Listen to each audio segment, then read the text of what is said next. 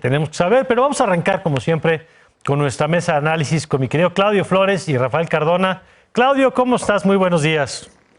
¿Qué tal? Muy buenos días, Mario. Rafael, un placer estar aquí en la mesa de 11. Igualmente, Claudio, Rafael Cardona, ¿cómo te va? Buenos días. ¿Cómo están ustedes? Me da mucho gusto saludarlos. Buenos días. Buenos días. Pues varios temas que revisar en la semana. Rafael, platicábamos hace rato este tema, antes de entrar al programa, de cómo la administración está teniendo muchos problemas de gestión y cosas que se supone que ya tendrían que estar caminando mejor a estas alturas, desde el trazado del Tren Maya, el cual de pronto le tienen que cambiar la ruta, o el tema de las vías de comunicación para el aeropuerto, que se podría inaugurar en unos meses, pero las rutas no han llegado, o la operación de becas, que no están llegando los recursos. Pareciera que este maltrato a la administración pública desde el día 1, pues ya está pasando las facturas, que era inevitable que un día llegaran. Pues mira, yo creo que hay un elemento muy distintivo del trabajo de esta administración. Y a mí me parece que es una administración de prontos. Es algo así siempre repentino. Es de pronto el presidente hace un anuncio espectacular sin tomar en cuenta la viabilidad del mismo proyecto que está anunciando. Entonces, un día dices, vamos a terminar con el huachicol en 3 meses. Y no se termina con el huachicol en 3 meses. Vamos a pacificar al país y el país está en una llamarada constante. Por ejemplo, vamos a integrar el sureste con el Tren Maya y resulta que el Tren Maya pues es una cosa que no camina, porque no camina ni como proyecto, porque ya lleva 4 aplazamientos y 4 transformaciones en la ruta y modificaciones, pero ya para entonces te cargaste 20,000 árboles o 25,000 árboles que no sabes qué vas a hacer con ellos, y así poco a poco, por ejemplo, los bancos del bienestar no son bancos, son casetas de atención cuando mucho, que no están conectados a la banca electrónica, que no tienen cajeros automáticos, que no tienen personal, y todo se le encarga al ejército cuando las cosas ya están tan mal hechas que ya no se pueden remediar, o se remedian haciéndolas a medias. Y así va todo lo demás. Entonces yo creo que esto es parte de un simplismo administrativo que se origina en el desconocimiento de la administración pública y en el menosprecio por la especialización en la administración pública. Claro. Entonces, no se puede hacer un cateterismo en una clínica rural. Tienes que ir a un hospital de veras a que te lo hagan y que te lo haga un experto. Claro. Es un ejemplo nada más, ¿no? Como alguien tiene que ser experto en hacer trenes, porque gobernar sí tiene ciencia, Claudio.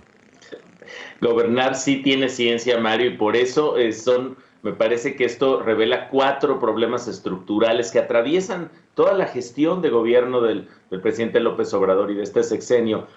Perdón, Mario. El primero, ya lo decía muy bien Rafael, el desprecio por el expertise y los expertos. Sí, hacer un tren requiere expertise, requiere personas, ingenieros, ingenieras que sepan hacer eso. Este retraso con Z y con S del Tren Maya, estos miles de árboles talados inútilmente van a quedar con una cicatriz en el sur del país. Y por ello me parece que la conclusión aquí es poner a personas no calificadas es peligroso. Segundo problema estructural, la ausencia de diálogo, Mario, y enriquecimiento estratégico con la oposición, con los opositores, con los críticos. Esto siempre es una oportunidad para mejorar cuando se asume que puedo escuchar para ver si hay algo que pueda aprender o mejorar de esta crítica. Pero pareciera que la política gubernamental es voy derecho y no me quito, 0 correcciones. Y, ojo, asumir la perfección como un atributo de planeación en general es fallido, Mario.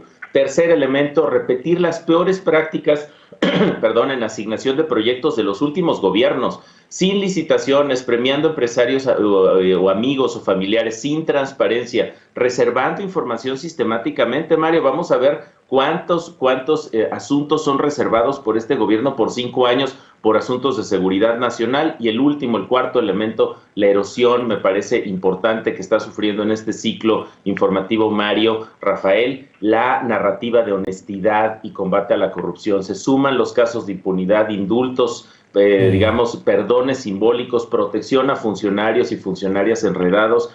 Ahí sigue Delfina Gómez al frente de la Secretaría de Educación Pública, a pesar de la sentencia del Tribunal Electoral, solo como un ejemplo, Mario. 4 problemas estructurales que me parece nos traen malas consecuencias a las y los mexicanos. Y contrasta esto, Claudio, Rafael, porque mientras la administración, que es una parte del ejercicio de gobierno fundamental, no camina, el presidente se recarga en la otra parte, la del discurso, la de la ideología, la de los valores propaganda, o la visión política, la propaganda.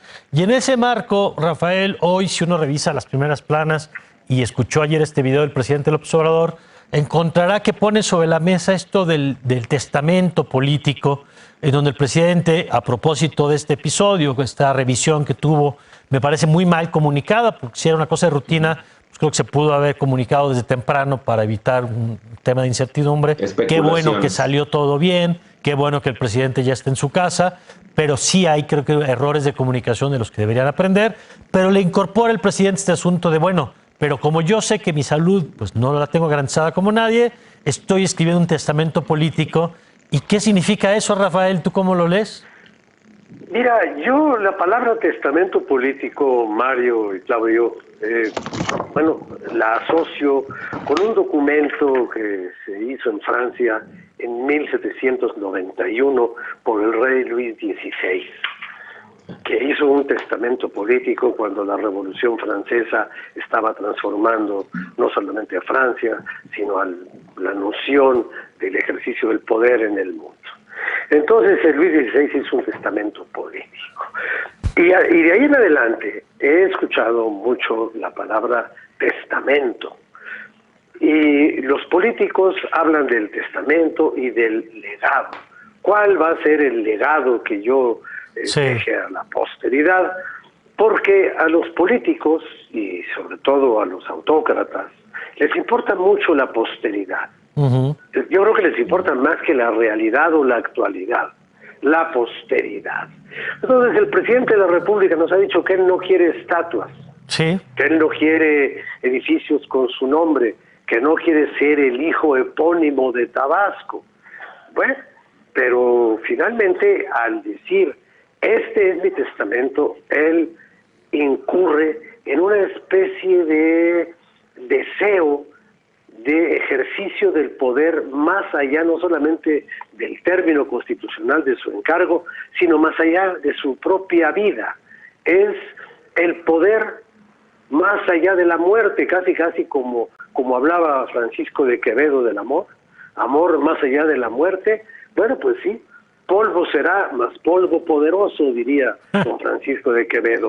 Y entonces, esto de el ejercicio, el presidente dice que hace un testamento político para garantizar la gobernabilidad del país. Y la gobernabilidad del país a veces en muchas zonas actualmente con él en el ejercicio del cargo está muy amenazada. A ver, vamos a ver la gobernabilidad en Fresnillo, Zacatecas, o vamos a ver la gobernabilidad en Michoacán. Entonces, este deseo de trascendencia, yo lo veo pues como cuando Fidel Castro dejó a su hermano para continuar las cosas, o cuando Hugo Chávez dejó al señor Maduro. Esto es imponer una voluntad personal más allá del tiempo y de la responsabilidad. Ha hablado el presidente de responsabilidad y de gobernabilidad. Su responsabilidad se termina el día que se termina su encargo constitucional. Todo lo demás es creer que los poderes personales son transferibles y hereditarios. Yo no creo que ninguno de sus corcholatos o corcholatas, no creo que ninguno le vaya a hacer caso a su testamento. El testamento pues está muy bonito cuando reparte una herencia, pero pues el presidente no tiene nada que repartir. El rancho creo que ya se los dejó a sus hijos y sus otros departamentos ya los había entregado. Pues no tiene ni casa porque la casa parece ser que es de su esposa. Entonces, ¿qué va a heredar? Claro. No va a heredar pero va a legarle a la posteridad, a la patria, a la historia y al destino de la patria, ¿qué le va a dejar? La cartilla moral, sus 4 o 5 ritornelos y lemas gastados de la honestidad valiente y No, de acuerdo.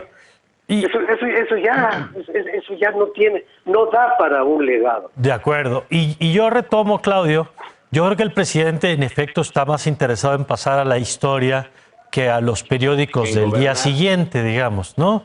Y en esta lógica ahora incorpora esto de el testamento en una cosa que ya le hemos escuchado algo que es una pretensión de hacer irreversible su mandato. Lo hace cuando dice le entrego al ejército el Tren Maya o le entrego al ejército el aeropuerto para que no pueda, si alguien más llega, echar marcha atrás. Y ya lo han dicho algunos como Arván Soto, la democracia por definición es que sean reversibles las decisiones de un gobierno porque el voto es el que determina si quieres que continúe o si vota por otra cosa diferente. Pero son las instituciones las que le dan la continuidad en todo caso y no, como bien dice Rafael, los legados personales. ¿Cómo lo ves tú? Que además no me deja de sorprender que estamos en el 4º año de gobierno, como me parece muy temprano como para que el presidente esté pensando en términos de legado y en términos de transición del poder. Así es, me parece que todo esto, lo que sucedió en torno a esta fallida comunicación de la intervención médica que tuvo el presidente de la República, detona estas narrativas de un gobierno propagandista, Mario, Rafael. Y primero entender la comunicación, la orientación de la comunicación gubernamental parece autorreferencial, comunicar para sus objetivos de imagen y posicionamiento, todo está bien, rutinario, normalizador, no para dar certeza al país, sino a su proyecto. Su proyecto está al 100. 2 salidas de comunicación, la de Jesús Ramírez, la de Adán Augusto, secretario de Gobernación, muestran el descontrol del proceso, señales encontradas, falta de alineación, lo cual detona incertidumbre. Tercero, información parcial que exige confiar en lo que dicen. Cateterismo cardíaco de rutina, preventivo y perfecto estado de salud, ojalá así sea. Y el video del presidente que envía esta señal de normalidad y donde se aclara al 100, que qué bueno que así sea, me parece que se va chueco con el asunto precisamente de este testamento político, algo innecesario.